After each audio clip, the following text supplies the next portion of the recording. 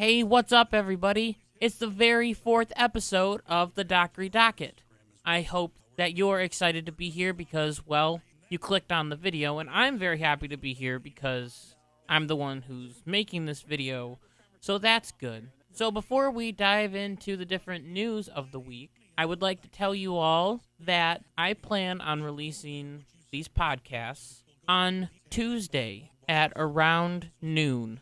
So that can mean 12:01, that can mean 12:02, that can mean 12:03, but it's going to be sometime midday. And now I say that because I know that there will be some people out there who will say, well, your video wasn't released at noon, it was released at 12:01. And you know who you are, people who say stuff like that. You know who you are. Anyway, we have a lot of news to get to. We have some very, very fun stuff also to get to. So last week we talked about Adam Schiff. Adam Schiff is a guy with the big eyes. Hopefully you have Googled him and you have seen how big his eyes get. Don't you believe that his eyes get big? Because they really do. They really get super duper big. We talked about Adam Schiff and how he said that he didn't know who the whistleblower was. And we talked about how if someone says something about the whistleblower, how can you know if it is the whistleblower? Because you don't know who the whistleblower is, so you don't know the name of the person. If the person's name is John Smith and one of the representatives or one of these witnesses says John Smith and Adam Schiff says, aha, I got you. You said the name of the whistleblower. And then the Republicans can come back and say, aha, we got you because you lied and said that you didn't know who the whistleblower was at the very beginning. Happily to say, we, meaning me, meaning us, meaning this program, predicted the future. Isn't that incredible? This happened twice where Adam Schiff called out people for almost mentioning the whistleblower's name. But remember, Adam Schiff doesn't know who the whistleblower is. But he's calling people out for almost mentioning their name. So, and I think Representative Jim Jordan says it the best. But we are going to get to that. So this article is called Adam Schiff Blocks Republicans' Attempt to Question Impeachment Witness Last Week. So this starts out with Devin Nunes, who is a representative from California, who has just been incredible throughout these different impeachment hearings. He has been absolutely destroying whoever the Democrats put up on the stage. He's called this whole impeachment hearing a grand charade and different things like that. So he asked Lieutenant Colonel Alexander Vindman, and I must say, thank you for your service, Alexander Vindman. You are a great person. You know, the country should respect you and should appreciate you, but you should still be able to be asked questions and stuff like that. Devin Nunes asked Lieutenant Colonel Alexander Vindman about the people with whom he shared concerns about Trump's July 25th phone call with Zelensky as he focused on what intelligence agency an individual whom Vindman spoke to work for.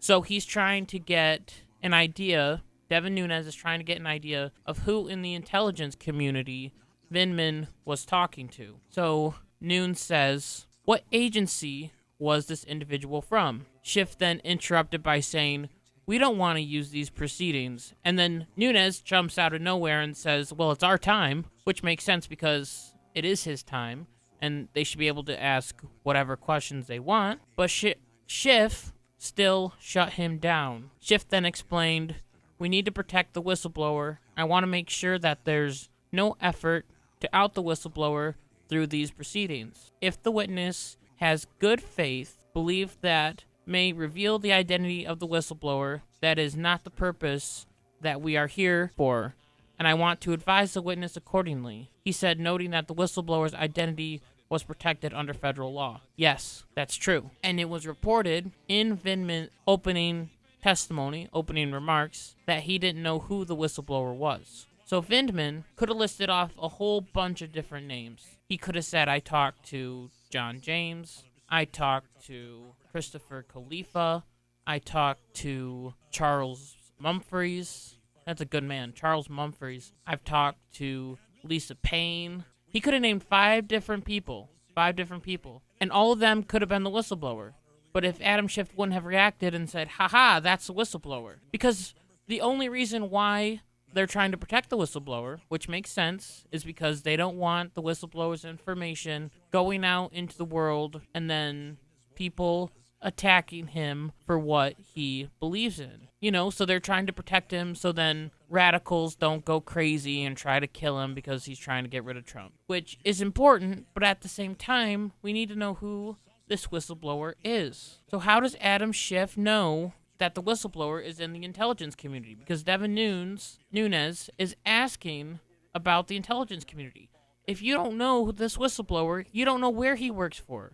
You don't know what he works for. It's just all a sham by Schiff. And it just shows that Adam Schiff was lying at the very beginning of these impeachment hearings when he said that he didn't know who the whistleblower was. He never talked to the whistleblower. Of course he talked to the whistleblower. The whistleblower came to his office to talk to him about different things that he could do to make sure that they were legally involved and stuff like that. This happened a second time. So the next moment where the whistleblower was almost called out, even though they don't know the name of the whistleblower or the identity of the whistleblower, because remember, he wore a dark cloak when he dropped off the information at Adam Schiff's office. So this happened with Jim Jordan, and this was one of my favorite moments of the impeachment hearings so far. So far, we still have a long, long way to go with these impeachment hearings, and they're so boring. They are very boring, just like we talked about last week. They're extremely boring. Nobody watches them. But anyway, so Jim Jordan asked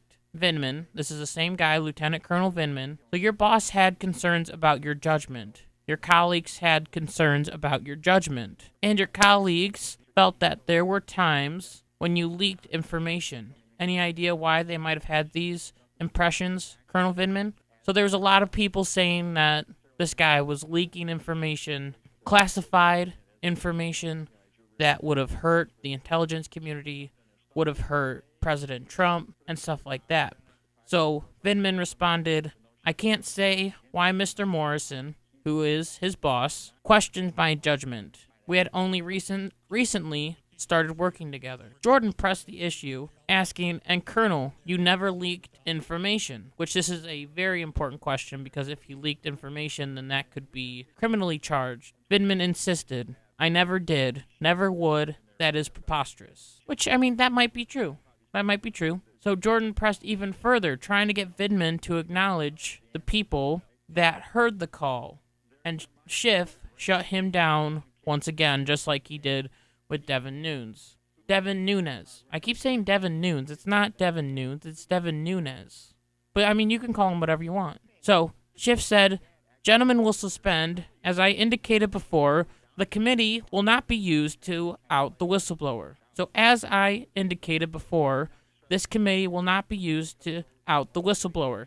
Exactly. Schiff made that clear at the very beginning. We're not going to out the whistleblower. But you don't know who the whistleblower is, so how can this be outing the whistleblower? They're just asking questions. Adam Schiff is a terrible human being. He's a terrible, terrible human. So Jim Jordan from Ohio, nearly jumped over the table when he said, Mr. Chairman, I don't see how this is outing the whistleblower. The witness has testified in his deposition that he doesn't know who the whistleblower is. You have said, even though no one believes you, you don't know who the whistleblower is. So how is this outing the whistleblower? So Jim Jordan nails it on the head there. He nails it on the head and calls Adam Schiff out for lying. He even says that. He said, you have said it, even though no one believes you, that you have said you don't know who the whistleblower is.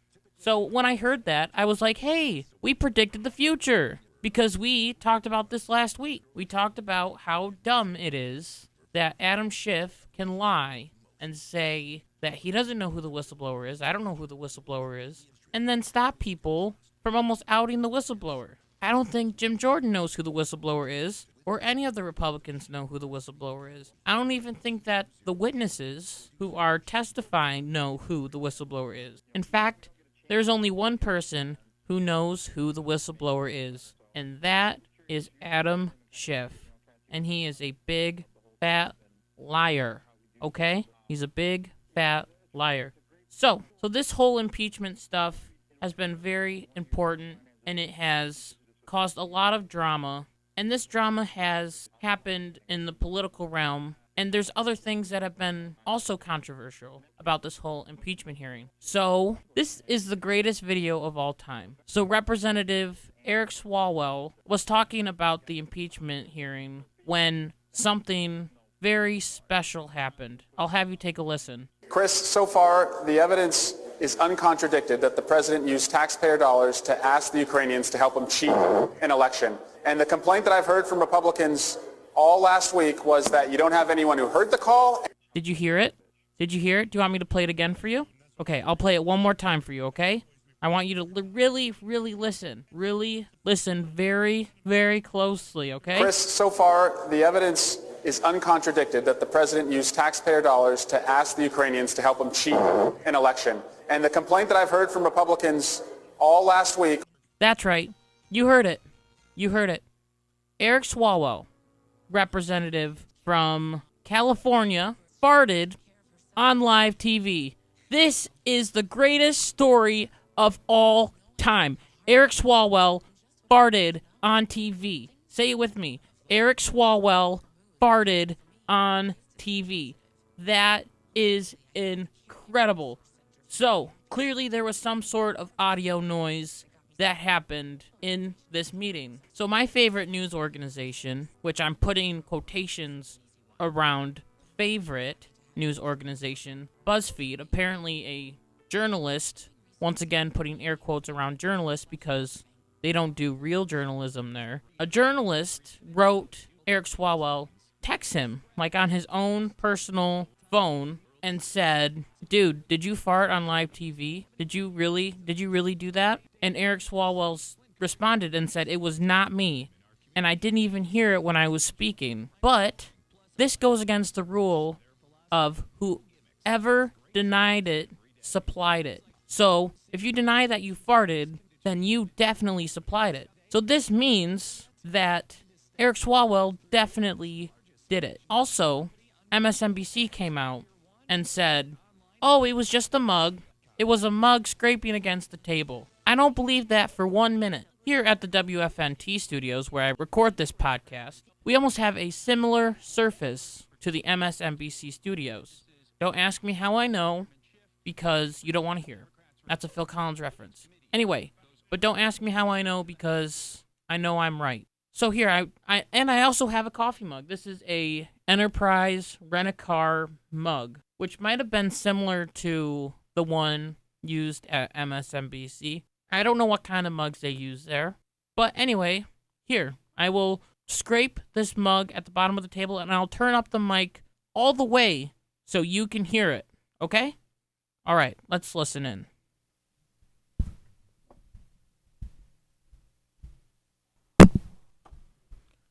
I don't know if you can hear that, but if you can, all that it was just sliding on the desk. No fart noises here. No fart noises here. Eric Swalwell also said that he didn't even hear it in his mic when it happened. Exactly, because it wasn't in the mic. It was out of your butt. So people were saying that this was one of the greatest things that Eric Swalwell has ever said.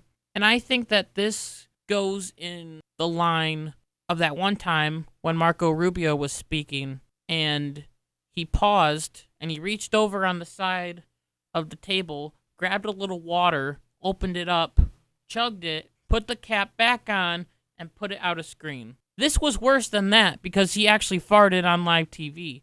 I just want to point and laugh at him and say, ha, you farted on live TV. And this story just blew me away. It smelled bad, but it was fine. So this, of course, instantly blew up on social media, as now there is a new hashtag called hashtag Fartgate, because some people think that he didn't do it, which they're dumb, because clearly he did it. It just cracks me up. Eric Swalwell is a butt buster, and it had to be a fart. So I am living up to the meme of hashtag Fartgate. Hashtag Fartgate. Make it happen. Make Eric Swalwell admit that he farted on live TV again. Also, what happened this week? This happened on Wednesday. The Democrats met for their, I believe it's their 5th debate. But no one's keeping count because this debate was terrible. This debate was extremely boring.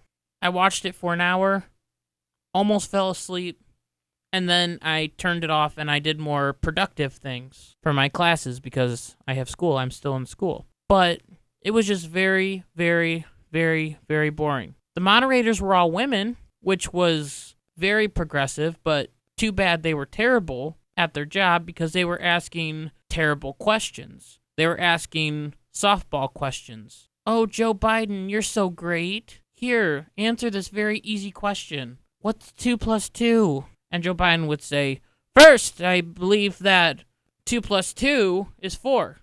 Second, I believe that 2 plus 2 has to equal 4. Third, and stuff like that. He does that all the time. I don't know why he does that. He always counts down like what he's talking about. Like, the first thing, you don't have to do that every time, bud. And the candidates barely even attacked each other, which is the whole reason for debate. The whole reason for debate is to say, Elizabeth Warren, you say that you don't want to tax the middle class, even though you probably will if you become elected. Bernie Sanders, you say that you must tax the middle class. Fight.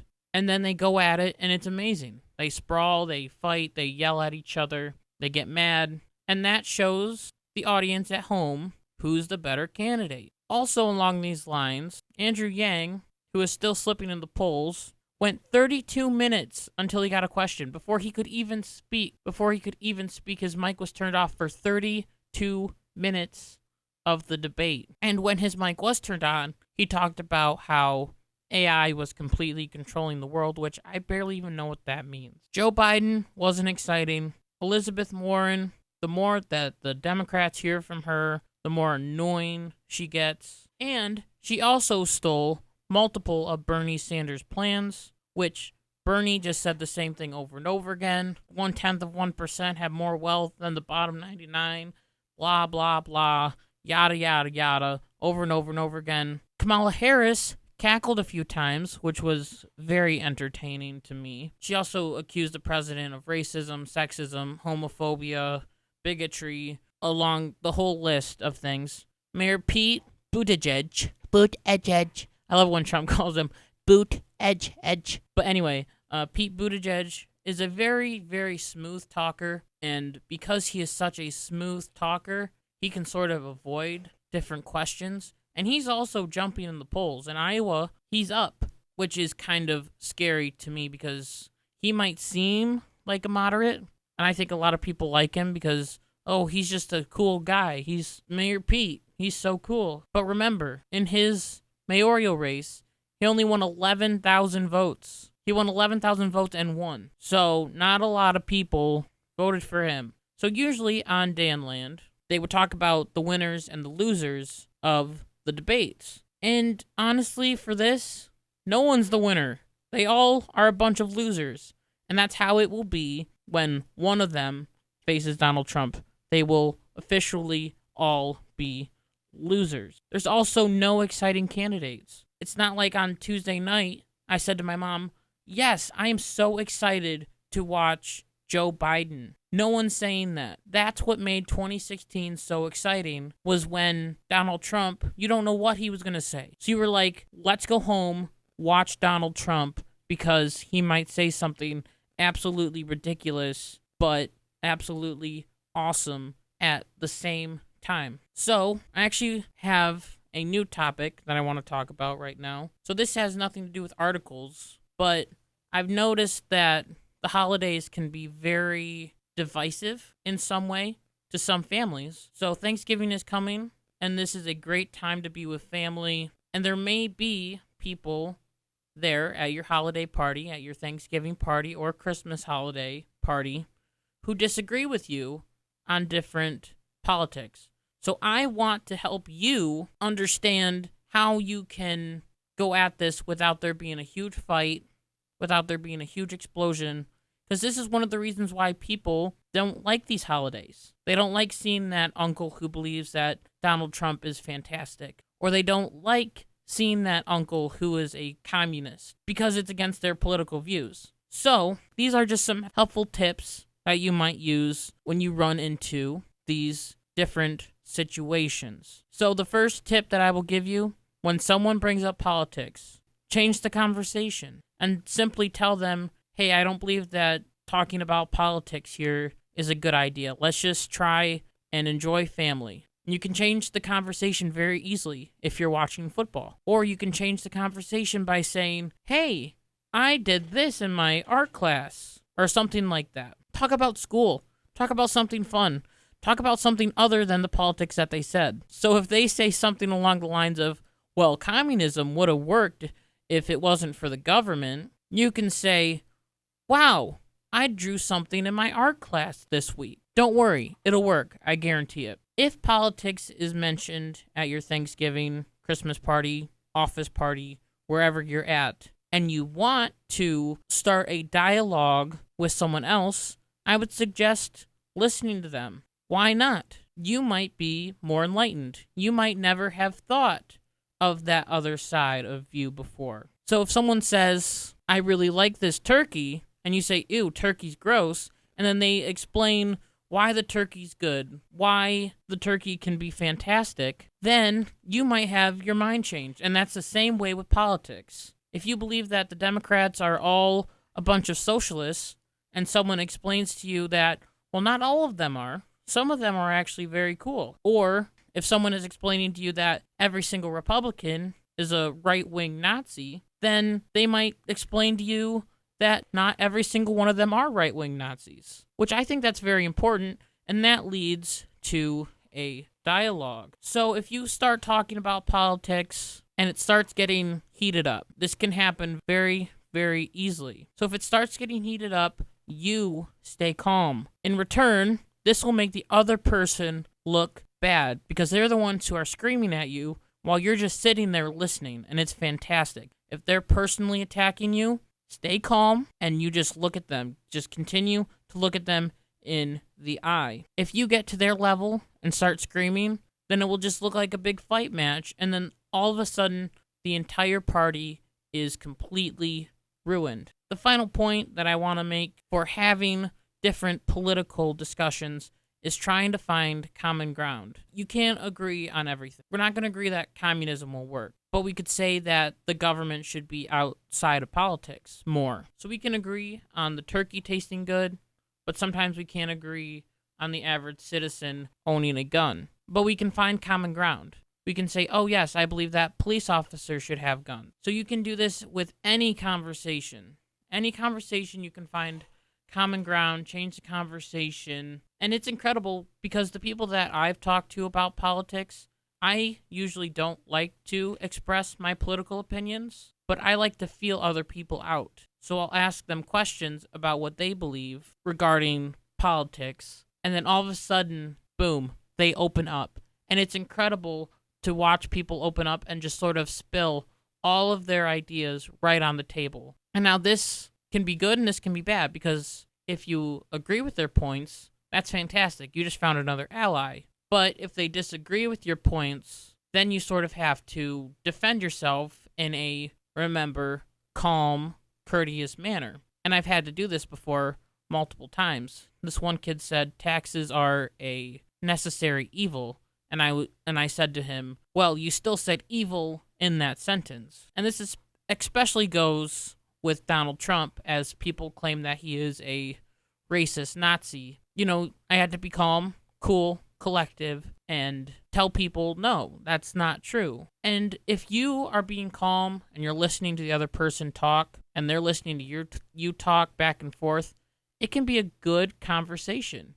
It can be a really good discussion. And you could even have a friend, even if they disagree with you. This is why politics has become so divisive, because we don't listen to each other anymore. If we decided that we listen to each other more, even though we have different ideas, different opinions, I personally believe that this world would be a better place. So I challenge you to do that, viewer. I challenge you to listen to other people. Talk to that uncle who has a radical view on the world. So just remember to be cool, calm, collective, and find common ground. It is so easy to do this, especially when it comes to politics. So now we are going to talk about the Babylonian Bee article of the week. So remember what the Babylonian Bee is. It is a Christian parody website. So, the article is titled, "In a Genius Move, Trump Supports Impeachment, Forcing Democrats to Oppose." So this is getting with the idea that anything that Donald Trump says,